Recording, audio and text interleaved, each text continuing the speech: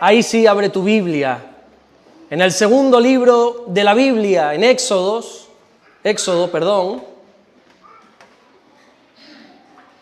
capítulo 32. Nos vamos a ir hasta Éxodo capítulo 32.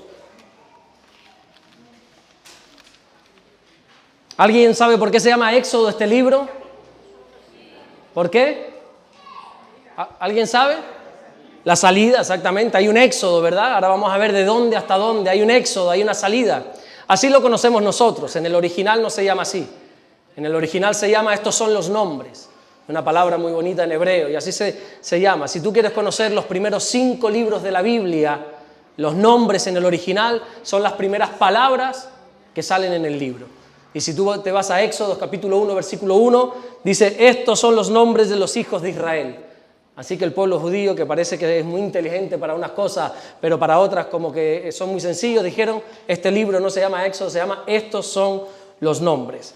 Es una historia muy apasionante, es una historia muy bonita la que aquí se cuenta, pero hoy nos vamos a detener en una historia no tan bonita, muy impresionante, muy impactante, pero no muy bonita.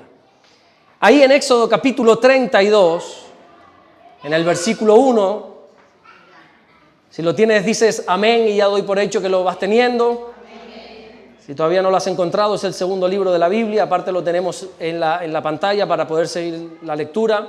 Dice así, viendo el pueblo que Moisés tardaba en descender del monte, se acercaron entonces a Aarón y le dijeron, levántate.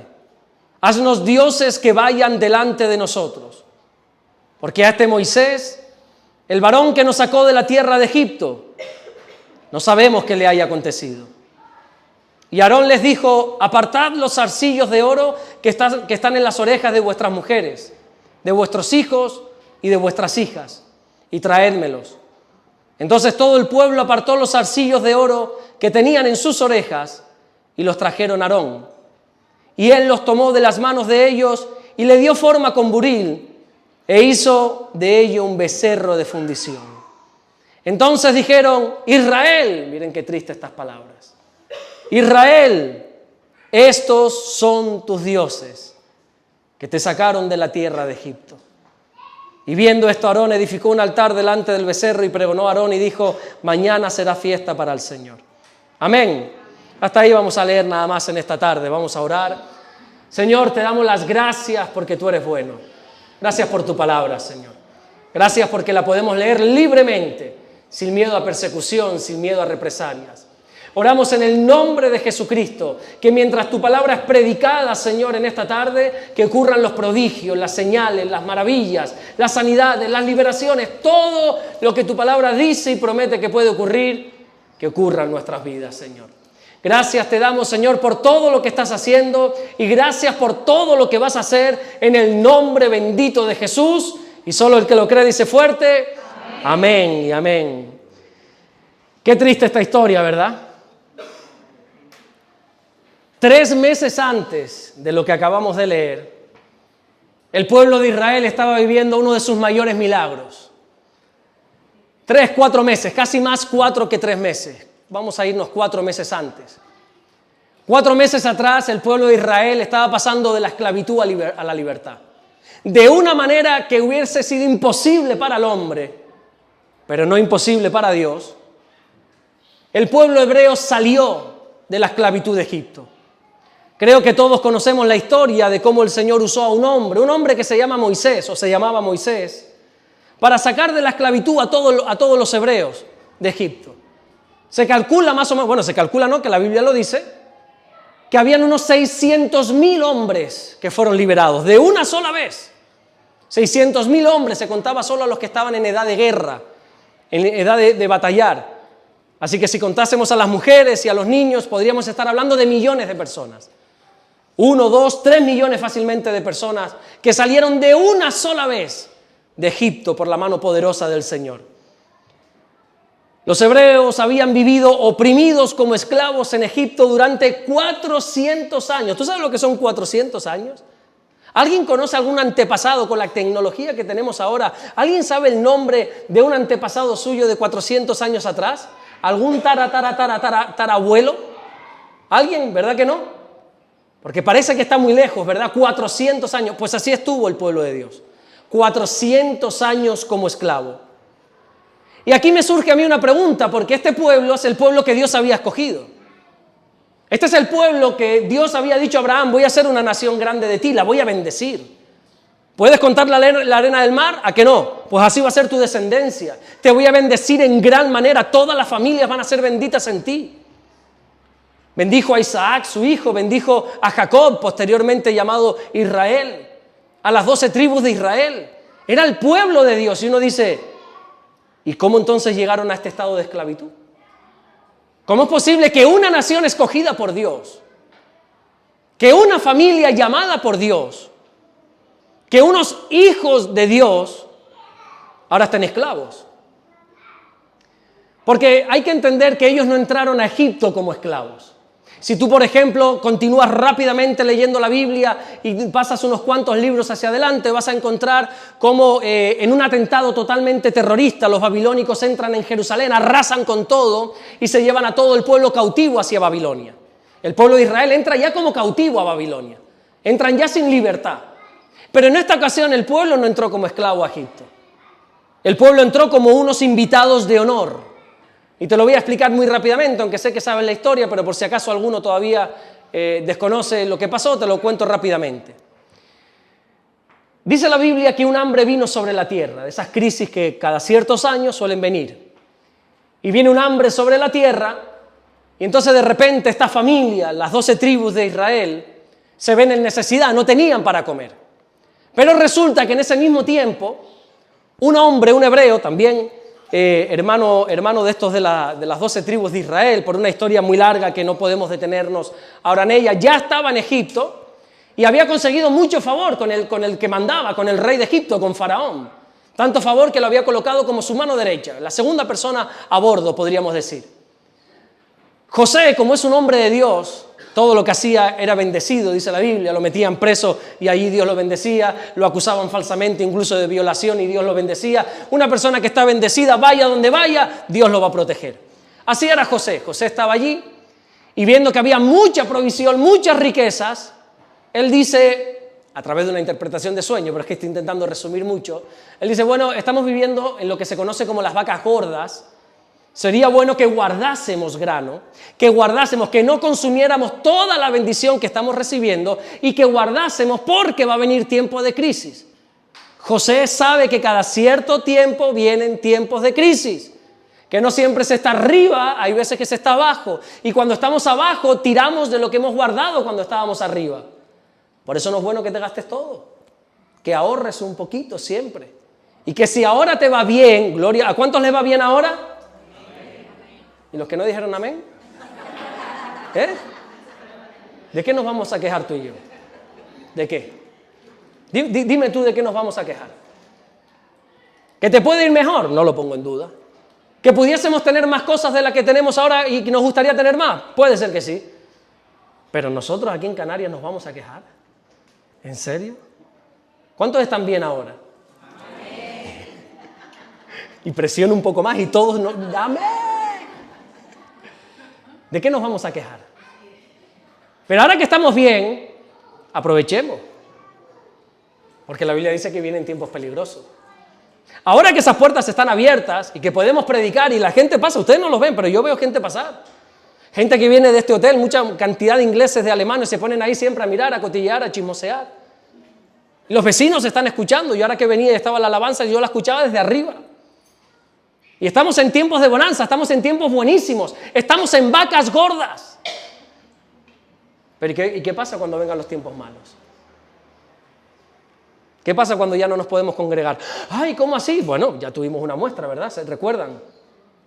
Aquella vez cuando salió tu presidente y dijo: se clausura todo, encerrados en casa, cerrado todo absolutamente. Incluso días atrás se nos había prohibido ya hacer cultos cuando no estaba anunciado lo de la pandemia, ya las iglesias se cerraron.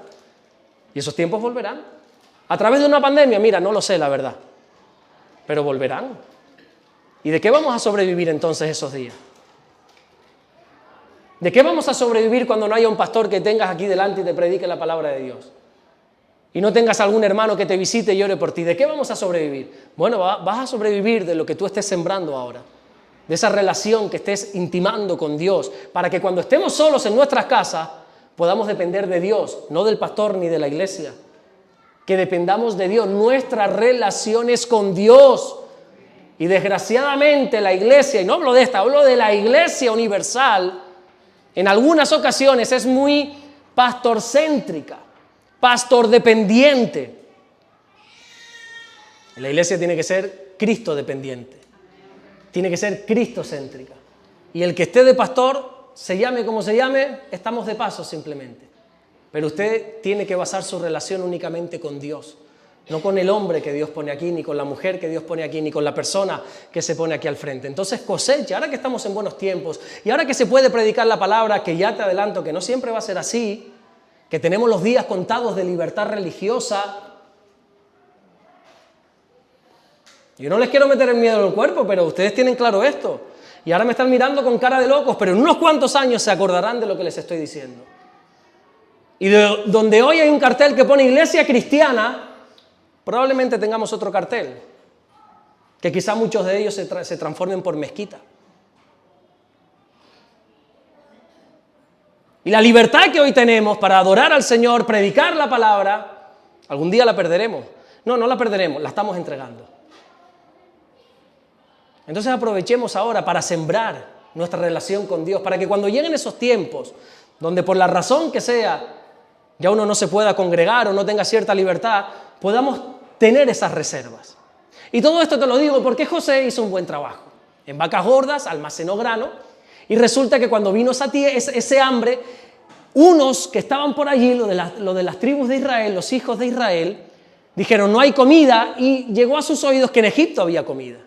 Allí hay provisión, así que descendieron todos para Egipto, buscaron refugio y al principio, ¿sabes qué? Al principio fue todo bueno. Ellos entraron por ahí por Egipto porque ya te digo que José, que era el hermano de ellos, no lo habían reconocido, al final se manifiesta, sí, soy tu hermano. José, como tenía favor con Faraón, le dice, mira, aquí está la familia de mi padre, hombre. Se podrían quedar unos días y Faraón le dice, ¿a qué se dedican? Ellos son ganaderos, son agricultores. Y dice, perfecto, nos viene de maravilla que se queden en esta tierra, en la región de Gosén. Así se llama, la región de Gosén, que se queden ahí a cuerpo de rey. Vienen como invitados de honor de Faraón. Y al principio fue todo de maravilla. Unas 70 personas entraron en Gosén. Los hijos, los nietos de Jacob. Allí se les trató de maravilla, allí prosperaron, allí crecieron. Date cuenta que entraron 70 y salieron casi 3 millones de personas, te estaba diciendo. Fíjate cómo se acomodaron allí en Gosén. ¿Sabes que en la Biblia, Egipto representa mucho más que una nación? En la Biblia, Egipto se compara con el sistema del mundo. Cuando tú estudias un poquito sobre este país, sobre esta nación, o mejor dicho, sobre este imperio, Egipto es un lugar de esclavitud, igual que el mundo. Egipto es un lugar de opresión. Egipto es un lugar de trabajos forzados. Egipto es un lugar lleno de idolatría. Hay dioses por todas partes.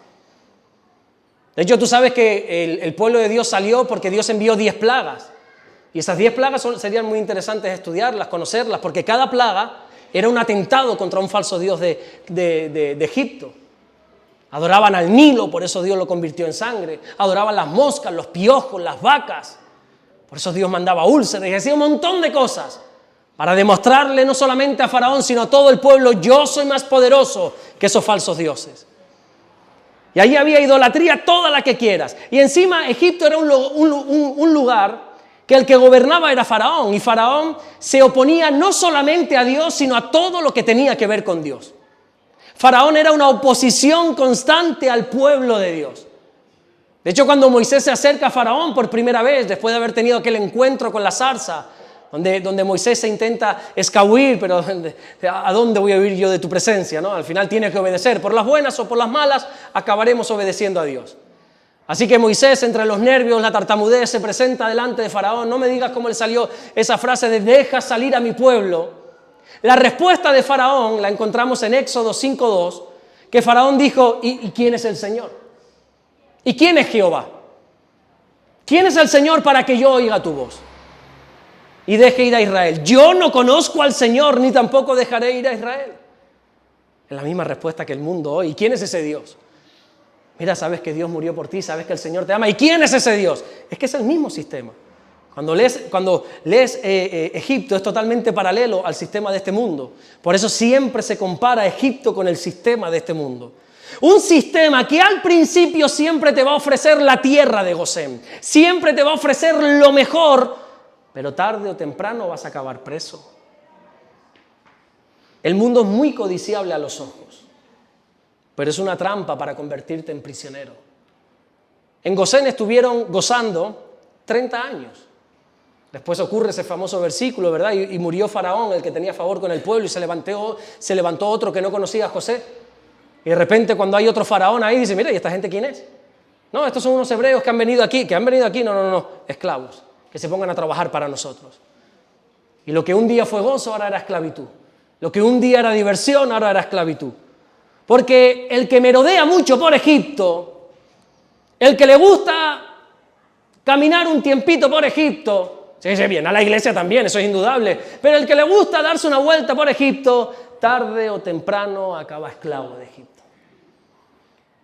Hay una curiosidad muy interesante en la palabra Egipto. Creo que esto ya lo dijimos una vez el miércoles en un culto de estudio, pero lo vuelvo a repetir. Hay una curiosidad muy interesante en la palabra Egipto.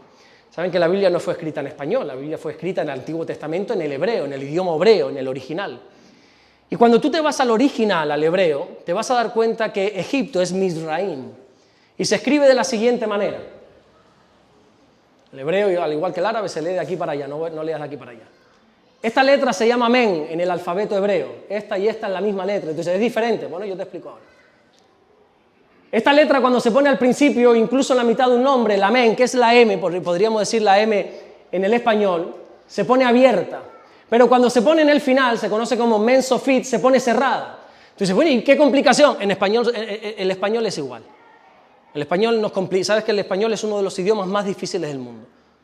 Por ejemplo, esta mañana ponía el ejemplo con nuestra hermana Ana. Ana, ¿cómo se escribe? La primera Ana, ¿cómo es? El mayúscula.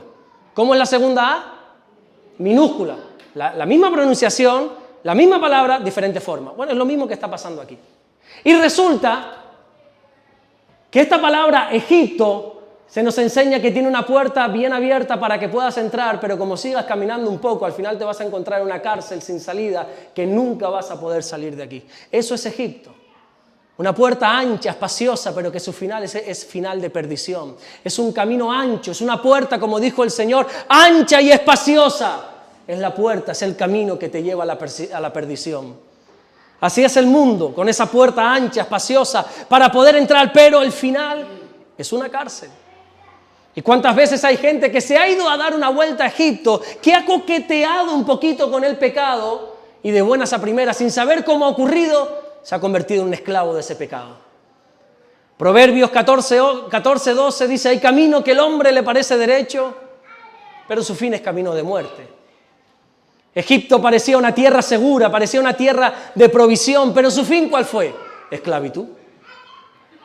Así que espero, hermano mío, que no te dejes engañar, porque el pecado, como hemos dicho en muchas ocasiones, es atractivo al principio, pero es la trampa de Satanás para hacerte preso.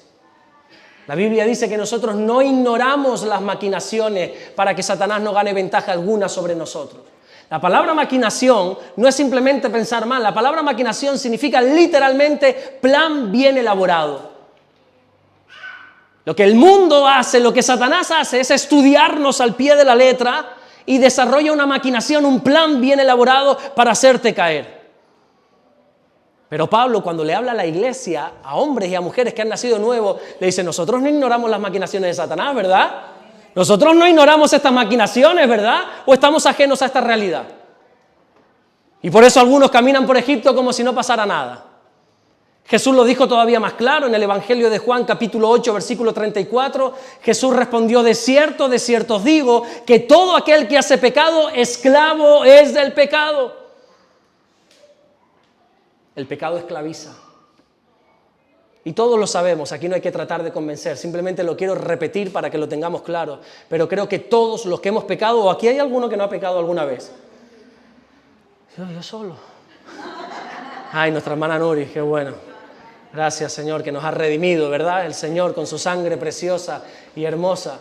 Pero gracias que nos arrepentimos también, porque si no hubiésemos sido esclavos, prisioneros del pecado. El mundo y sus deseos te prometen libertad, te prometen placer, pero es un camino que te va a llevar tarde o temprano a la perdición. Por eso Dios libertó a su pueblo de Egipto, porque los hijos de Dios no somos esclavos. Y por eso Dios quiere libertarte a ti del mundo. Ahora bien, la pregunta más importante. Ya te he dicho que para Dios no hay nada imposible, ya te he dicho que para Dios fue totalmente sencillo libertar mínimo a 600,000 personas de un solo golpe. Eso no es problema para Dios. Pero la pregunta es, ¿tú quieres ser libre? Porque aquí podemos hablar de libertad, de que Dios te quiere libertar, de que Dios quiere que romper las cadenas del pecado, pero ahora bien, ¿tú quieres ser libre? Porque hay gente que no quiere ser libre. Te sorprendería saber la cantidad de gente que son, voy a usar palabras bíblicas, ¿vale? Si te enfadas, enfádate con el Creador. Hay gente que son como cerdos que vuelven al lodo y hay gente que son como perros que vuelven a su vómito, dice la Biblia. Hay gente que conociendo y habiendo gustado el don celestial, prefieren irse al mundo. Pensando que allí van a obtener algo, sí, vas a obtener un tiempito de bendición en Gosén. Pero el que me rodea mucho por Egipto acaba esclavo, acaba preso. Entonces la pregunta es, ¿quieres ser libre? Para Dios fue muy fácil sacar a las personas de Egipto. Lo difícil, ¿sabes qué fue? Sacar a Egipto de las personas. Eso sí que es difícil. Dios libertarte, eso es algo instantáneo. El que elijo libertar será verdaderamente libre, dice la palabra de Dios. Ahora, sacar Egipto de ti, sacar la mundanalidad de tu corazón, eso es un punto y aparte. Las tendencias, las costumbres, las tradiciones, el no querer pagar el precio de la santidad, el mirar con añoranza la antigua manera de vivir y un largo etcétera, hace que Egipto permanezca en tu corazón. Y claro, entonces a la mínima dificultad retrocedes como le sucedió al pueblo 4 meses después de la libertad. Tuvieron un problema, becerro de oro al canto. ¿Tú te has preguntado alguna vez por qué hicieron un becerro de oro? ¿Y por qué no hicieron, no sé, un elefante? No sé, dime un animal. ¿Por qué no hicieron un perro de plata? O un, no sé, lo que sea. ¿Por qué hicieron un becerro de oro? Te voy a explicar primero lo del oro. ¿Por qué lo hicieron de oro y no de plata o de barro, de lo que quiera que sea? Porque era lo que tenían. Cuando el pueblo fue a Aarón, le dijo, mira, haznos dioses, bueno, tráiganme los arcillos que tienen de oro. Y tú dices, ¿y esta gente si era esclavo? ¿De dónde salió el oro? Mi Dios que es poderoso, provee de todas las cosas. Y dice la Biblia que no solamente Dios les dio libertad, sino que les dio provisión para aquel tiempo que iban a estar por el desierto. La Biblia nos cuenta cómo cuando el pueblo de Dios salió de Egipto, los egipcios, y no fue una guerra, fue algo voluntario que Dios puso en el corazón de los egipcios, le entregaron el oro. Imagínense, ellos saliendo en un acto de libertad y los egipcios dándole sus riquezas, dándole el oro. Y tú dices, bueno, ¿y para qué tanto oro? Porque Dios, que conoce los tiempos, sabía que iban a estar un tiempo por el desierto y de algo se tenían que sostener. ¿Tú recuerdas cuando el hijo de José y de María, ¿alguien sabe el nombre? ¿Cómo se llama el hijo de José y María, que nació en Belén? Ah, Jesús, ¿te acuerdas, no? De aquel bebé que nació, y dice que vinieron unos personajes de allí del oriente, ¿cómo se llamaban? Algunos dicen Melchor, ya. Espero que todavía no estés con esa, porque... Dice que vinieron unos sabios del oriente, esa es la palabra exacta, sabios, ni magos ni reyes, sabios, esa es la palabra original. Sabios vinieron en busca de buscar al Señor, porque ya les he dicho que es de sabios buscar a Jesús. Eran sabios. ¿Cuántos eran? No sé, ya la tradición ha dicho que eran 3, pero vamos a lo que vamos. Vinieron y se encontraron con aquel niño, que no era un bebé, ya no estaban en el pesebre. La Biblia dice que fueron a la casa. Ya probablemente Jesús tenía alrededor de 2 años. Por eso Herodes, cuando se entera, dijo lo de maten a todos los niños menores de 2 años, porque ya Jesús no es recién nacido. La tradición nos dice que fue a los días de nacer, no es cierto. Pero bueno, a lo que vamos. ¿Qué traían en las manos estos sabios del oriente? Porque escúchame, espera, ahora dice. Porque la Biblia dice que nadie se presente con las manos vacías delante de Dios. Y estos sabios, que son sabios por buscar a Jesús, se iban a presentar con algo en sus manos. No, yo vengo con mi alabanza, alábale todo lo que quieras, pero con manos vacías no. Entonces estos sabios vienen, ¿y qué le trajeron? Dime que tú sabes.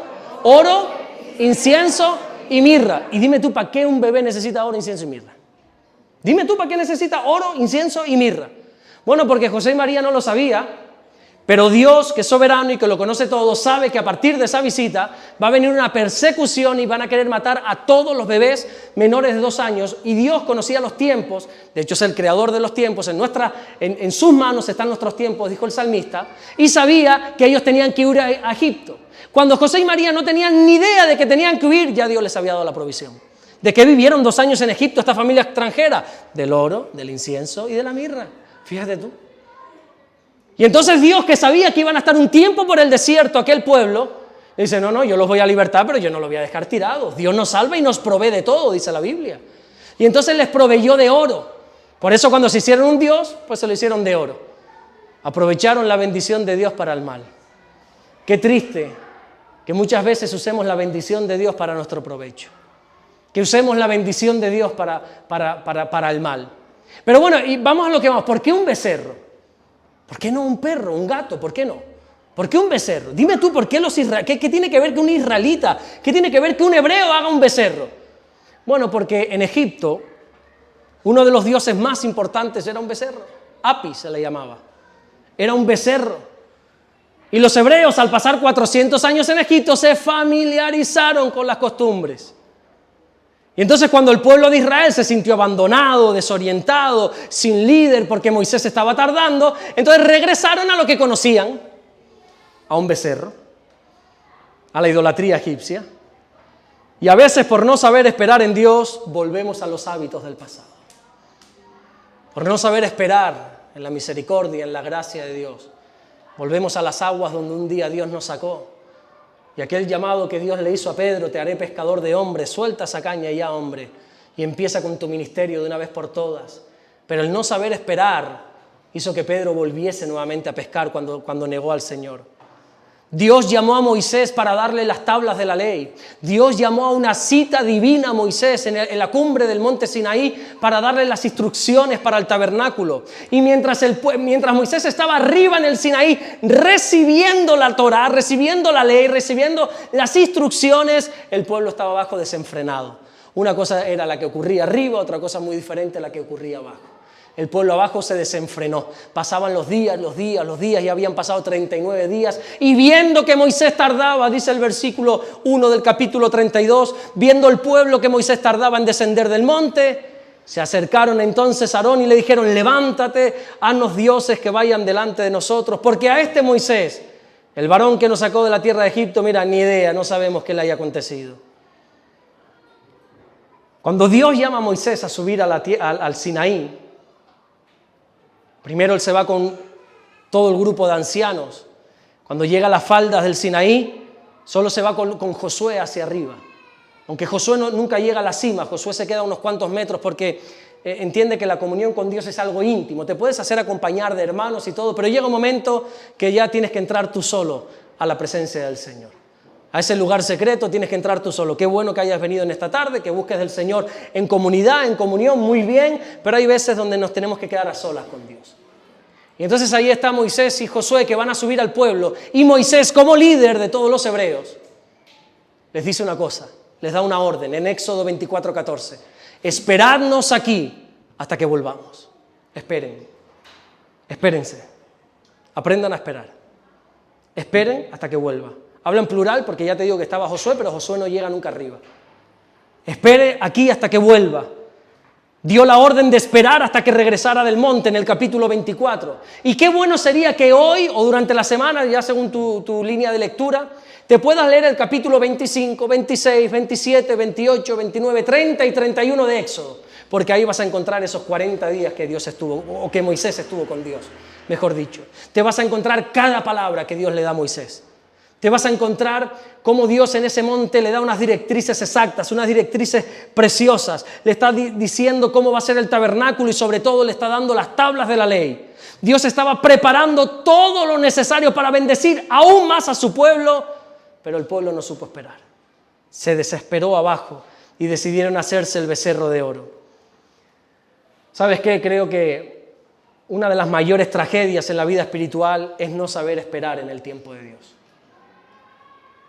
En los años 40, Había en Estados Unidos un muchachito llamado Clarence. Este muchachito era hijo de unos campesinos, era una familia muy humilde. Y desde bien joven Clarence sabía que Dios le había llamado para ser predicador. Él sintió un llamado de Dios, ni siquiera al pastorado. Yo soy un predicador, Dios me ha llamado para predicar la palabra. Lo voy a dejar absolutamente todo para seguir este llamado de Dios. Resulta que el papá muere. Clarence, como el hermano mayor, se tiene que hacer cargo de toda la familia, de la madre y de los hermanos. Y entonces él no se olvida del llamado que tiene y entonces dice, bueno, voy a empezar a trabajar, voy a empezar a trabajar en la agricultura y con el dinero que gane voy a mandar el 90% para el sustento de mi casa y voy a empezar a ahorrar el 10% para poder ir al seminario porque tengo un llamado. Dios me ha llamado, sé que Dios me ha llamado para servirle. Y así empieza a ser y pasan varios años y Clarence sostiene a su familia y ahorra porque hay una llama en su interior que clama y que sabe que tiene un ministerio, sabe que tiene un llamado y está guardando ese dinerito. Cuando ya le faltaba poquito para tener ese dinero y para poder ir al seminario a prepararse, resulta que alguien le ofrece un puesto de trabajo, gerente de una empresa textil. Imagínate, en los años, ya estamos por los años 50 más o menos en Estados Unidos, en ese auge, y le ofrecen un sueldo que él no ganaba ni en 3 años en el campo. Entonces Clarence dice, creo que es una buena oportunidad, me voy a meter aquí y voy a estar unos cuantos meses, voy a amasar un poco de dinero para enviar a mi familia y ya con esto, ahora sí que sí, pago el seminario y me pongo a servir al Señor. En poco tiempo este joven tenía coche nuevo, tenía ropa nueva y empezó a olvidarse poco a poco del llamado de Dios. A los pocos meses conoció a una mujer, incrédula, por supuesto, no era creyente. Y dijo lo que muchos dicen, voy a hacer que se convierta al Señor. Clarence se casó con esta mujer que no creía en Dios. Al final la mujer no se convirtió, él se desconvirtió. Pasaron los años y el llamado que Dios le había hecho se fue apagando en la vida de Clarence. Y ya cuando era un anciano, este hombre escribe una carta a un joven pastor, que está en internet, esta carta dice así: no supe esperar. Cuando el cielo parecía tardar, abracé lo inmediato. Ahora tengo dinero, pero no propósito. Ahora tengo vida, pero no tengo paz. Perdí la oportunidad de obedecer porque no supe esperar en el tiempo de Dios. Qué tremendo, ¿verdad? Cuando nosotros hacemos una visión panorámica sobre Israel, la historia de Israel es la historia de un pueblo esperando por una promesa de Dios. Miles de años esperando por una promesa que Dios hizo por primera vez en el Edén, en el huerto del Edén. Allí que se predicó por primera vez el Evangelio. ¿Sabes que el Evangelio no empieza en Mateo? El Evangelio no comienza en Marcos, en Lucas, en Juan. El Evangelio comienza en Génesis capítulo 3, cuando Dios por primera vez es el primer predicador del Evangelio. El primer predicador de las buenas noticias, de que habrá un Mesías, un Salvador que nos va a redimir. Y cuando Adán y Eva pecan a través de Satanás, de la serpiente, y castiga a Adán, castiga a Eva, y cuando está hablando con la serpiente para castigarla, esto se conoce como el protoevangelio, la primera vez que se predica el Evangelio. Génesis 3:15 dice, y pondré enemistad entre ti y la mujer, le dice a la serpiente, y entre tu simiente y la simiente suya, esta te herirá en la cabeza y tú le herirás en el calcañar. Dios promete que la simiente de la mujer, que alguien nacido de la mujer, aplastará la cabeza de la serpiente. Y creo que todos tenemos claro que esa simiente es Cristo, es Jesús, es el Mesías. Y el pueblo lo creyó y esperó cientos de años, miles de años esperando la llegada. Han esperado tanto que aún a día de hoy millones de judíos siguen esperando el cumplimiento de esta promesa, que ya todos nosotros sabemos que ya se cumplió hace 2000 años. Pero a lo suyo vino y los suyos no le recibieron, no le reconocieron, no pudieron discernir que era el Mesías, ¿verdad? Pero ellos siguen esperando y esperando. Y yo te hago una pregunta en esta tarde. ¿Cuánto tiempo estás dispuesto a esperar por una promesa de Dios? ¿Cuánto tiempo estás dispuesto?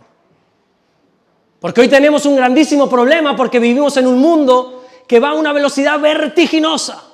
¿Te has dado cuenta que este mundo va rapidísimo? Pero quiero que sepas algo. El cielo no tiene prisa. El cielo no se involucra en tus prisas.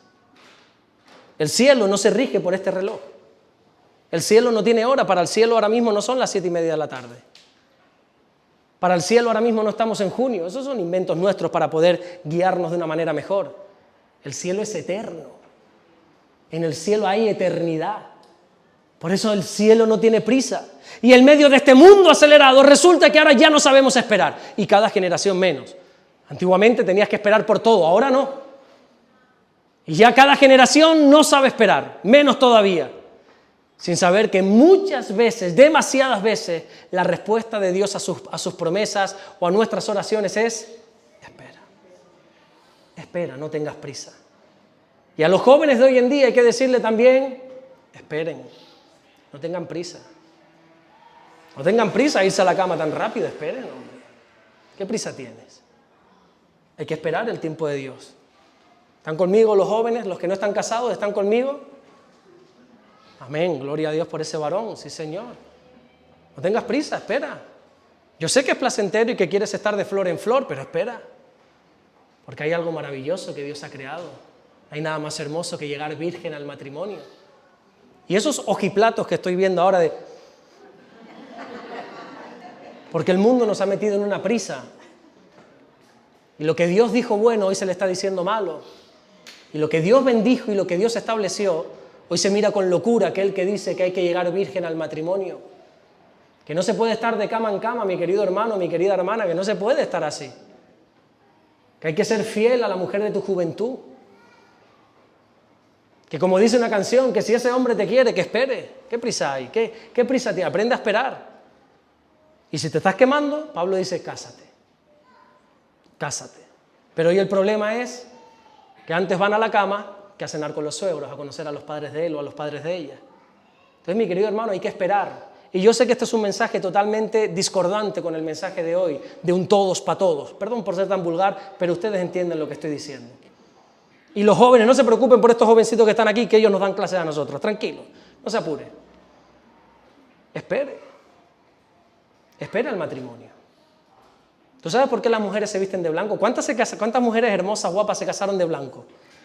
2, 3, nada más. ¿Tú sabes por qué? Soledad, ¿por qué usted se casó de blanco? ¿Por qué una mujer se casa de blanco?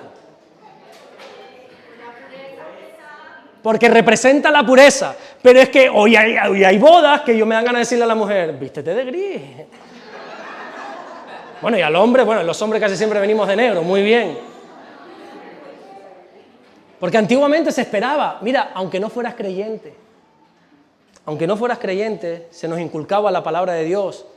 Y sobre todo a las niñas, a los niños también, pero no tanto, pero a las niñas se les decía: no entregues lo más valioso que tienes a cualquier sinvergüenza que viene y te diga 4 cosas bonitas, a cualquier desgraciado que lo único que quiere es quitarte la virginidad.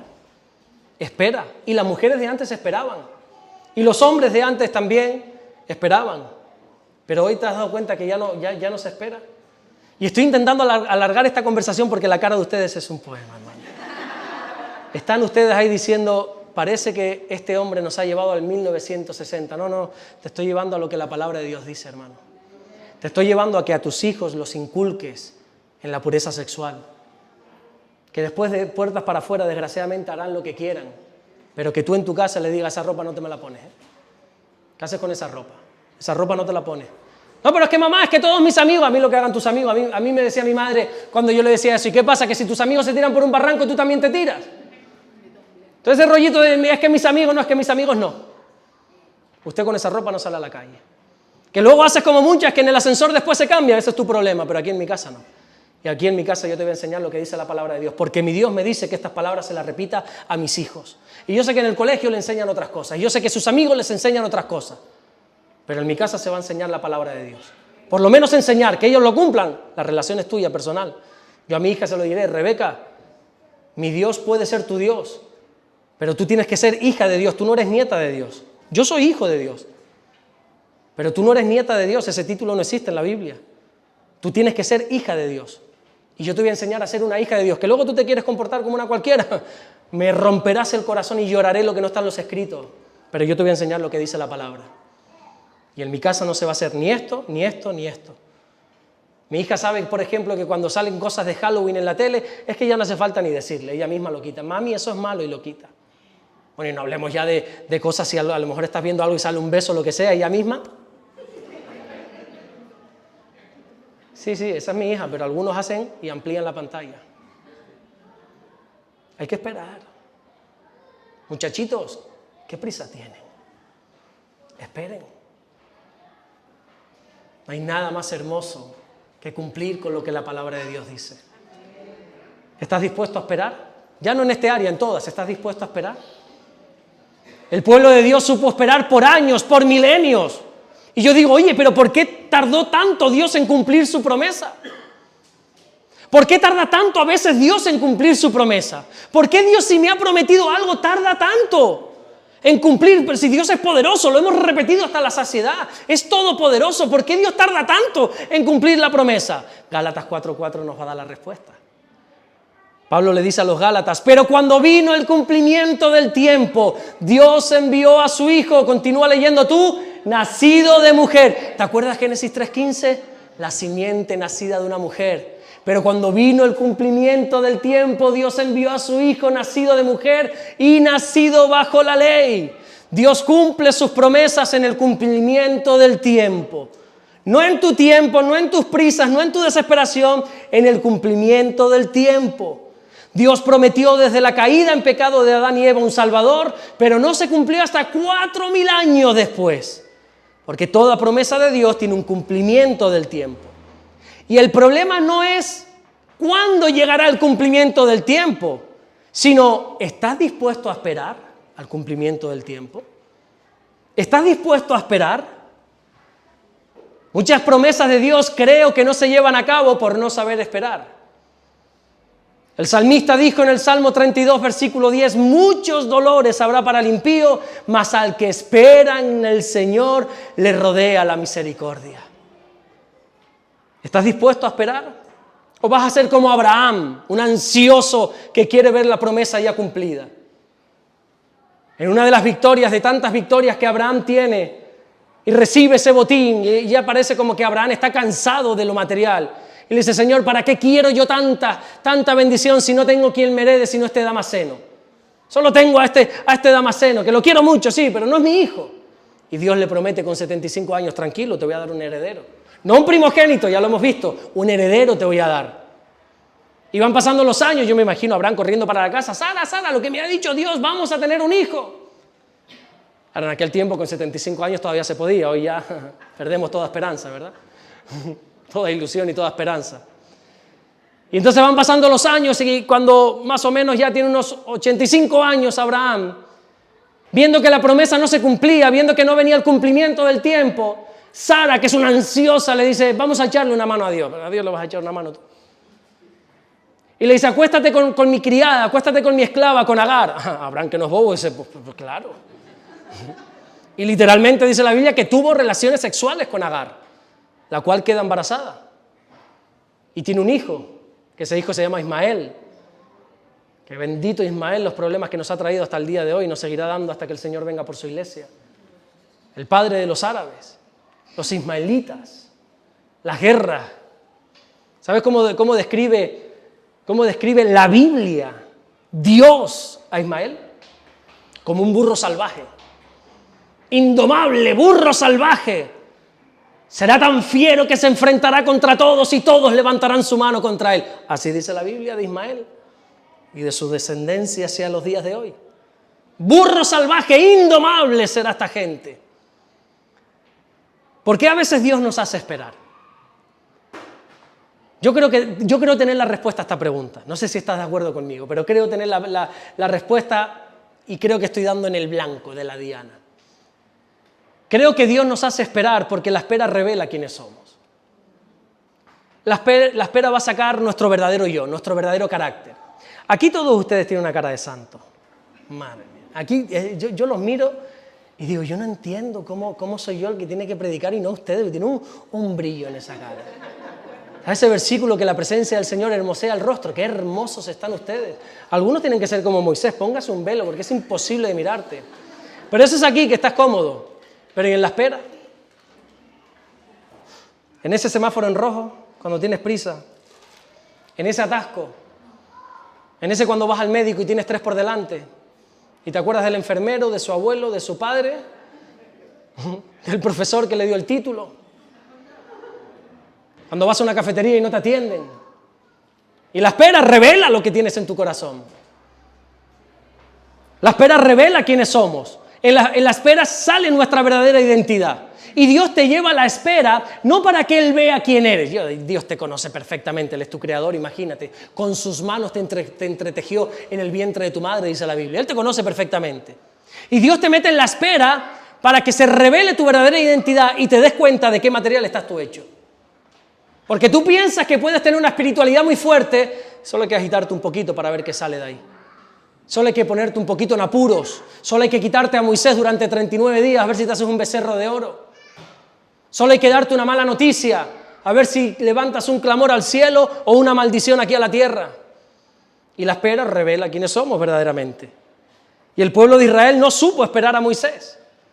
Te leo de nuevo el versículo 1, muy interesante, que dice: viendo el pueblo que Moisés tardaba en descender del monte, se acercaron a Aarón y le dijeron: levántate, haznos dioses que vayan delante de nosotros. Porque a este Moisés, el varón que nos sacó de la tierra de Egipto, ni idea, no sabemos qué ha acontecido con él. Moisés subió a orar a la montaña, Dios le estaba dando lo más maravilloso que existe, las tablas de la ley. Dios con su dedo escribió en unas tablas, en unas rocas, lo que nosotros conocemos vulgarmente como los 10 mandamientos. Tú sabes que yo me hago unas preguntas a veces absurdas, pero yo digo, qué pena no tener esas tablas, porque por alguna razón me intriga, me gustaría saber cómo es la letra de Dios. Muchos siglos después, Jesús estando en Jerusalén le llevan a una mujer pillada en el mismo acto de adulterio, dice la Biblia, y en medio de todo ese caos, que si la apedreamos, que si no la apedreamos, dice la Biblia que Jesús se agacha y empieza a escribir en tierra. ¿El qué? No lo sabemos. Pero ¿cómo sería la letra de Dios? ¿Cómo serían esas tablas? Ni lo sabemos ni lo sabremos porque desaparecieron. Moisés cuando baja y ve ese espectáculo las rompe. ¿Y sabes qué? Yo doy gracias por eso. Porque nuestro corazón es tan idólatra que si no los hubiera roto, las veneraríamos a día de hoy. Las tendríamos en adoración a esas tablas. Ellos se quedaron tan solo a un día de la bendición. Dios había llamado a Moisés 40 días y en el número 39, en el día 39, se desesperaron, no subieron a esperar y se hicieron un becerro de oro con el oro que Dios le había dado. Se quedaron a un día de la bendición, no estuvieron dispuestos a esperar y todo se arruinó. Hermano mío, ¿te das cuenta? Solo un día más para la gran victoria. Ellos estaban a punto de saborearla, de disfrutarla, pero la impaciencia, las prisas, le llevó a perderlo todo. Hermano mío, ¿hasta dónde estás dispuesto a esperar? ¿Recuerdas cuando Dios le dice, Jesús le dice a sus discípulos, esperad, no se vayan de aquí, no se vayan de Jerusalén hasta que no venga el Espíritu Santo, espérense. Nosotros encontramos que en el aposento alto el Espíritu Santo es derramado sobre 120, pero por algún escrito que después Pablo hace, nos enteramos que como mínimo eran 500 hermanos a los que Jesús le dijo esperen. Y en 7 días pasaron de 500 a 120. 380 no supieron esperar y sálvense quien pueda, se fueron. Las promesas de Dios necesitan el tiempo de Dios. Y cuando este tiempo se cumple, mi querido hermano, todo será hermoso. Dice Eclesiastés 3:11, todo lo hizo hermoso en su tiempo. Cuando algo es de Dios, todo es hermoso. Y la espera te moldea a la imagen de Dios. La imagen te moldea, la espera te moldea a la imagen de Cristo o te desfigura. Tú sabrás lo que hace la espera en ti. ¿Te has dado cuenta que el que no tiene trabajo, lo quiere ya, inmediatamente? De lo que sea, me dicen algunos, pastor, ore por un trabajo. ¿De qué sabes trabajar? De lo que sea. De lo que sea, no vengas aquí con cuentos chinos. Bueno, con cuentos. No vengas aquí con cuentos porque te van a llamar de lo que sea y luego vas a venir a los 2 días protestando. Conocemos gente así, ¿verdad? De lo que sea. ¿Por qué? Porque estás en necesidad y no sabes esperar. Y algunos se han agarrado a trabajos que tú dices, pero ¿para qué te metes ahí? Si no hay que tener el don de discernimiento de espíritu para saber que ese no era. Y te metes en un trabajo que te roba todo el tiempo de Dios, toda la bendición de Dios. Te metes en unos círculos tú mismo, mi hijo. El que no quiere pareja la quiere ya. Y no está dispuesto a esperar el tiempo de Dios. Y se junta con cada uno. se junta con cada una, como Clarence. No, la voy a convertir. La Biblia dice de Abraham, en Hebreos capítulo 6, versículo 15, y habiendo esperado con paciencia, alcanzó la promesa. Las promesas se alcanzan con la paciencia, tranquilos, esperando, sabiendo esperar. Pero tengo una pregunta más. ¿Qué hacer durante la espera? Porque algunos piensan que hay que esperar la promesa de Dios, la respuesta de una oración, sin hacer nada. David dijo en el Salmo 27, versículo 14, aguarda al Señor. Esa palabra es la misma que esta, kavá en el original, aguarda y espera lo mismo. Espera al Señor.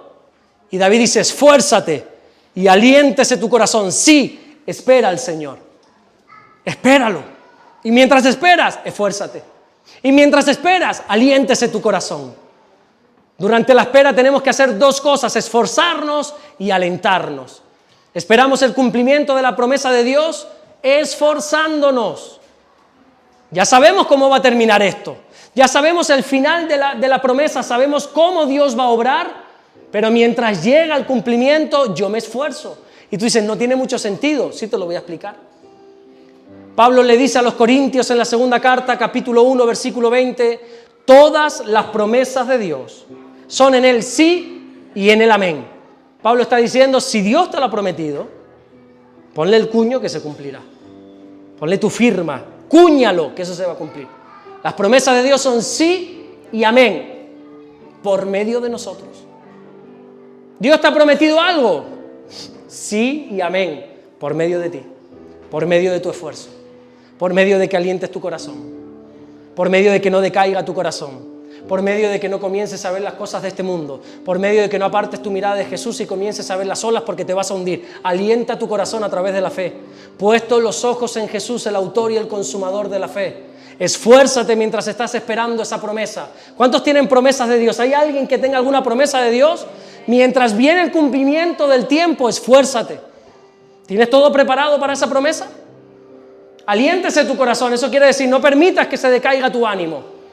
No permitas que el enemigo, que los cuervos de alrededor vengan y te digan eso es imposible, eso seguro que son cosas tuyas de tu cabeza, eso fue para otros tiempos. No, aliéntese tu corazón si estás esperando al Señor.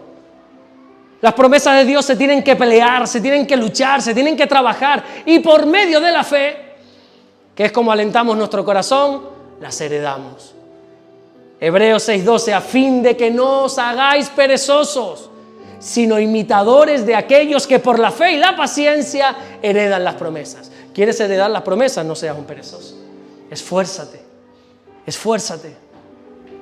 Mi querido hermano, mi querida hermana, Dios cumplirá cada promesa. Solo tenemos que aprender a esperar. Dios te prometió trabajo. Tranquilo. ¿Hay alguien aquí que esté buscando trabajo? Dos manos. Tranquila. No desesperes. Dios, que es tu Padre, Él te va a proveer de uno y muy bueno.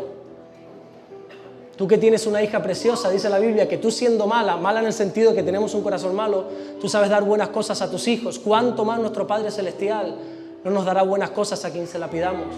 Si nosotros siendo malos sabemos bendecir a los nuestros, ¿cuánto más Dios? Tranquila.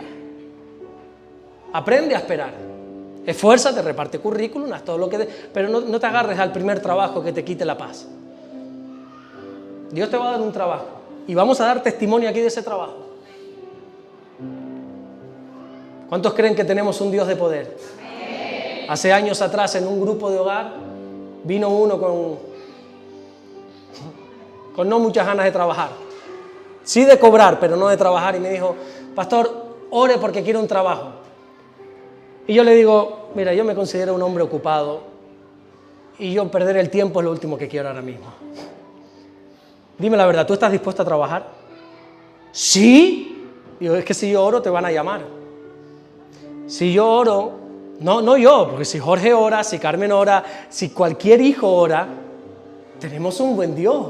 Yo tengo un buen Padre que escucha lo que pido. Yo le dije, si yo oro, vas a tener un trabajo. Sí. Bueno. Oramos. ¿Qué pasó durante la semana?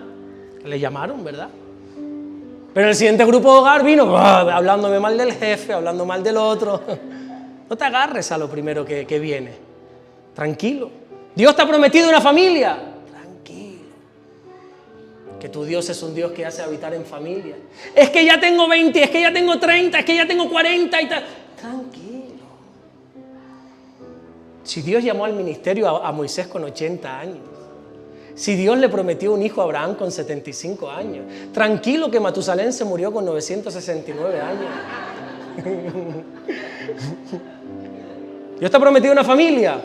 Qué maravillosa familia Dios te va a dar. Qué maravilloso esposo, esposa Dios te va a dar.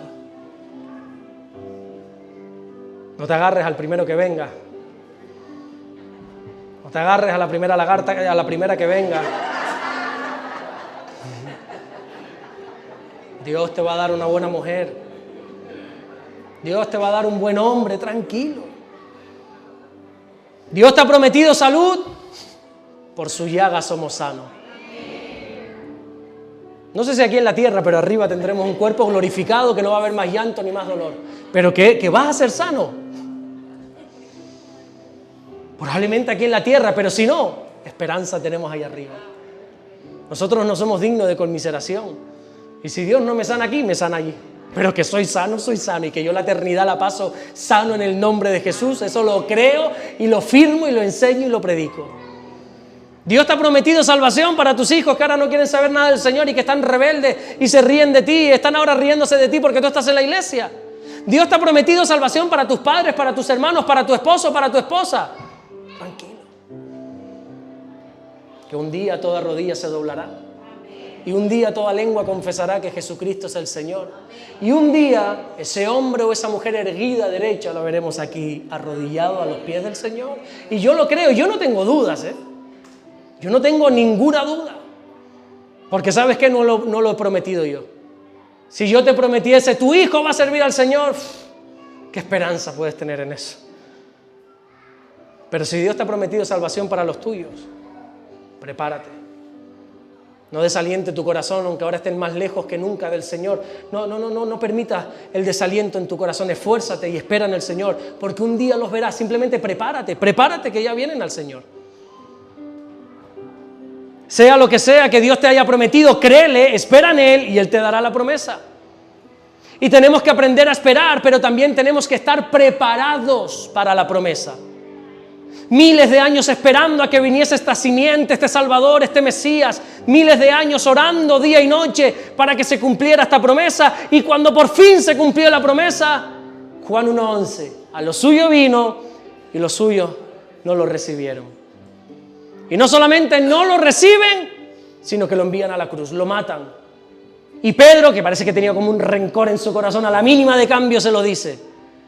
Y en Hechos capítulo 3, versículo 14, en los primeros discursos de Pedro, Pedro le dice a los judíos: mas vosotros negasteis al santo y al justo, y pedisteis que se os diese un homicida, Barrabás, y matasteis al autor de la vida. Oye, qué poder en estas palabras, qué juego de palabras hace Pedro. Matasteis al autor de la vida, a quien Dios ha resucitado de los muertos, de lo cual nosotros somos testigos. Los judíos supieron esperar, pero no estuvieron preparados para la promesa. ¿Estás preparado para recibir la promesa? ¿Estás preparado para recibir esa promesa? ¿Estás preparado para recibir ese trabajo, esa salvación de tu familia, esa salud? ¿Estás preparado? Hay que estar preparado como un padre que espera un hijo. Imagínate que vayas a dar a luz y todavía la cuna no esté montada. ¿Qué estás esperando? Prepáralo ya, porque ya la promesa viene. Prepara la cuna, pinta la habitación, que es niña, píntala de rosa. No es que es unicef, píntala de rosa. Y si es niño, la pintas de azul. Si es niña, le pones una Barbie. Si es un niño, le pones un cochecito. O lo que quiera que sea. ¿Estás esperando la promesa? ¿Estás preparado para la promesa? Hermano mío, el Señor no retarda su promesa como algunos tienen por costumbre. Simplemente está esperando el cumplimiento del tiempo. Simplemente está esperando a que te prepares de una manera mejor. Y para los que están en medio de una espera, de una larga espera, de una agónica espera que se cumpla algo en tu vida, déjame leerte un versículo. Cierra tus ojos ahí donde estás un segundo. Déjame leerte un versículo a ti, a mí, que estamos esperando por una promesa. Y que encontramos esperanza en Miqueas capítulo 7, versículo 7, cuando dice la palabra de Dios: mas yo al Señor miraré. Esperaré al Dios de mi salvación. El Dios mío me oirá. Mas yo a Él miraré, dice la Biblia. Es a Él al que tienes que mirar, no las circunstancias. No tus recursos, no tus habilidades, no cómo están las cosas. A Él hay que mirar mientras esperas. Esperaré al Dios de mi salvación y mi Dios, Él me va a oír. Moisés dijo: esperad a que descienda del monte, y el pueblo no supo esperar. Jesús dijo que esperemos su regreso. Así que espero que en esta espera te estés preparando para cuando llegue el momento, para cuando Jesús venga. Que estés preparado, que no te encuentres con un becerro de oro en las manos. Bienaventurados aquellos que cuando el Señor venga los halle velando. Y no en desesperación con becerros de oro, en trabajos donde no tienen que estar, en personas con las que no tienen que estar, enredados en cosas en las que no tienen que estar. Bienaventurados aquellos que cuando el Señor venga te halle velando, te halle cuidando tu santidad. No sé si estamos en un día de la promesa como el pueblo de Israel lo estuvo, pero sí sé que estamos en los últimos días. Así que vamos a prepararnos para la gran promesa de Dios de que un día regresará por su iglesia. ¿Sabes cómo termina la Biblia? Con esas preciosas palabras, esas últimas palabras. A los que no se han leído la Biblia, lo siento mucho, te voy a decir el final. Jesús dijo: ciertamente vengo en breve. Y se acaba la Biblia. El Señor no retarda su promesa, ni esa ni ninguna personal que a ti te haya hecho. Y no sé esas promesas que Dios te ha dado ahora, esta semana, hace tiempo atrás, no sé, lo desconozco, porque al Sinaí se sube en intimidad. Al Sinaí se sube a solas. Yo no sé lo que a solas Dios te ha hablado, Dios te ha prometido. Lo cierto es que en la Biblia hay miles de promesas para los que creemos en Él, pero si Dios lo ha prometido, Él lo va a hacer. Si Dios lo ha prometido, Dios no es hombre para mentir, Dios es veraz, y todas las promesas de Dios son en el sí y en el amén por medio de ti. Esfuérzate. No permitas que tu corazón se desaliente. No permitas que las circunstancias, que la crisis, que la enfermedad, que la necesidad te desaliente y te haga cambiar tu mirada. Puestos los ojos en Jesús. Mira a Jesús o te hundes en las olas. Mira constantemente al Señor y podremos caminar sobre las aguas. Hermano mío, si el Señor te lo ha prometido, el Señor lo hará. El Señor cumple todas sus promesas. Y Él nos ha dicho: esperad, esperad, que vuelvo pronto. En la casa de mi Padre muchas moradas hay. Voy pues para preparar lugar para vosotros. Pero tranquilos, no os dejaré huérfanos, dijo el Señor. Volveré, y mientras vuelva les voy a dar otro consolador, el que os va a guiar hacia toda verdad. Pero esperen, esperen. El mundo se ríe de la promesa de la llegada de Jesús, pero yo creo y cuido mi vida, cuido mi santidad por encima de todas las cosas, porque el Señor sé que no retarda su promesa, como algunos tienen ya por costumbre. Yo sé que el Señor simplemente, estirando su amor, estirando su misericordia, está esperando a que tú te decidas de una vez por todas a doblar tus rodillas, a quebrar tu corazón en esta noche aquí al Señor. El Señor quiere que todos procedamos al arrepentimiento, que todos entendamos que sin el arrepentimiento estamos perdidos, que sin el perdón de los pecados nos vamos a una eternidad en el infierno. El Señor quiere que sepas que Él está preparando un lugar hermoso para ti, que cuando esté todo listo, que cuando venga el cumplimiento del tiempo, Él vendrá por la iglesia y seremos arrebatados juntamente en las nubes. Se nos va a dar un cuerpo glorificado y estaremos en un lugar donde la Biblia dice que el mar es de cristal, que las calles son de oro. No va a haber llanto, no va a haber dolor. Despídete de las lágrimas, despídete de las lágrimas, porque arriba no vas a llorar. Despídete de las luces, despídete del sol, porque dice la Biblia que arriba no tendremos necesidad de sol, porque Jesús nos iluminará. Un día el Señor cumplirá su promesa, la gran promesa de su regreso y cada una de tus promesas. Solamente está esperando a que quiebres tu corazón, a que te arrepientas de tus pecados.